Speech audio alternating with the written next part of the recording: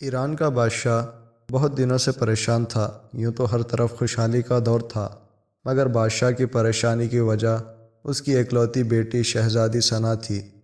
ہر باپ کی طرح بادشاہ بھی اپنی بیٹی کی شادی کر کے اپنا فرض ادا کرنا چاہتا تھا، لیکن شہزادی ثنا نے بھی عجیب اعلان کر رکھا تھا کہ جو شخص اس کے سوالوں کے درست جواب دے گا وہ اس سے شادی کرے گا۔ آس پاس کی ریاستوں کے کئی شہزادے آئے مگر ناکام لوٹ گئے۔ اس ملک میں نوجوان طالب علم بھی رہتا تھا، اس کا نام اعظم تھا۔ اس نے اپنے والد سے کہا کہ وہ بھی اپنی قسمت آزمانا چاہتا ہے۔ اعظم کے والد استاد تھے اور کئی برسوں سے لوگوں میں علم کی روشنی بانٹ رہے تھے۔ ملک فارس کا وزیر اعظم، بڑے بڑے درباری اور شہر کا قاضی بھی ان کا شاگرد تھا۔ باپ نے بیٹے کی خواہش دیکھی تو بولا، بیٹا اگر تو ناکام لوٹا تو تیرا کچھ نہیں جائے گا۔ لوگ کیا کہیں گے کہ ایک استاد کا بیٹا ناکام ہو گیا؟ اعظم اپنے باپ سے کہنے لگا، بابا بڑے بڑے شہزادے لوٹ گئے، اگر میں بھی ناکام ہو گیا تو کیا ہوا؟ یہ تو مقابلہ ہے، جو بھی جیت لے، اور شاید وہ خوش نصیب میں ہی ہوں۔ آخر باپ کو بیٹے کی ضد ماننی پڑی۔ اعظم خوشی خوشی محل کی طرف چل پڑا۔ شہر بھر میں یہ خبر جنگل کی آگ کی طرح پھیل گئی کہ ایک عالم کا بیٹا قسمت آزمانے محل میں چلا آیا ہے۔ مقررہ وقت پر محل لوگوں سے کچا کچ بھرا ہوا تھا۔ بادشاہ تخت پر بیٹھا تھا، ملکہ عالیہ بھی محل میں موجود تھیں۔ وزیر، امیر، درباری اور عوام الناس سب دربار میں موجود تھے۔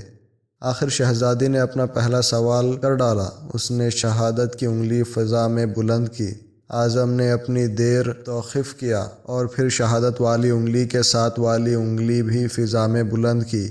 یہ دیکھ کر شہزادی مسکرا اٹھی اور ملکہ عالیہ بولی، شاباش اے نوجوان، تم پہلا مرحلہ کامیابی سے طے کر گئے ہو۔ دوسرے سوال کے لیے شہزادی کرسی سے اٹھی اور ہاتھ میں تلوار لے کر ہوا میں چلانے لگی۔ کچھ دیر بعد وہ دوبارہ اپنی نشست پر آ کر بیٹھ گئی۔ بادشاہ سمیت ہر درباری کی نظر اعظم پر تھی۔ اعظم کھڑا ہوا اور اپنی جیب سے قلم نکال کر فضا میں بلند کر دیا، شاباش اے نوجوان، ہم خوش ہوئے، یہ جواب بھی درست ہے۔ ملکہ عالیہ کی آواز دربار میں ابھری۔ اسی کے ساتھ دربار مبارک ہو کی آواز سے گونج اٹھا۔ دو سوالات کیا تھے، ان کے جوابات کیا تھے؟ اب ہر شخص اس پر غور کر رہا تھا کہ شہزادی نے کیا پوچھا اور اعظم نے کیا جواب دیا۔ لوگوں کے لیے یہ ایک راز تھا۔ آخر شہزادی نے تیسرا سوال کر ڈالا۔ وہ تیزی سے سیڑھیاں اتری اور تیزی سے سیڑھیاں چڑھ کر دوبارہ اپنی نشست پر بیٹھ گئی۔ یہ بڑا عجیب و غریب سوال تھا۔ ہر طرف خاموشی تھی، لوگوں کی سانسیں رکی ہوئی تھیں۔ اب تو اعظم کے ہاتھ پاؤں ٹھنڈے ہوئے جا رہے تھے۔ آخر اعظم کھڑا ہوا اور اپنے دل پر ہاتھ رکھ کر شہزادی کی طرف دیکھنے لگا۔ مرحبا مرحبا اے نوجوان، مبارک ہو، شہزادی نے تمہیں پسند کر لیا ہے۔ ملکہ عالیہ کی آواز کے ساتھ ہی شہزادی ثنا شرما کر محل کے اندرونی حصے میں چلی گئی اور محل مبارکباد کی آواز سے گونج اٹھا۔ لوگ خوشی سے جھوم رہے تھے۔ وہ دل ہی دل میں اللہ کا شکر ادا کر رہا تھا جس نے اسے یہ اعزاز بخشا تھا۔ بادشاہ نے اعظم سے پوچھا، اے نوجوان، ملکہ عالیہ کو تو تم نے مطمئن کر دیا، اب یہ بتاؤ کہ تم سے کیا پوچھا گیا تھا اور تم نے کیا جواب دیا؟ اگر تم نے ایک بھی غلط جواب دیا تو تمہاری گردن مار دی جائے گی۔ اعظم پر اعتماد انداز میں کھڑا ہوا اور بولا، بادشاہ سلامت۔ شہزادی نے ایک انگلی کھڑی کر کے پوچھا تھا کہ تم کیا اللہ کو ایک مانتے ہو؟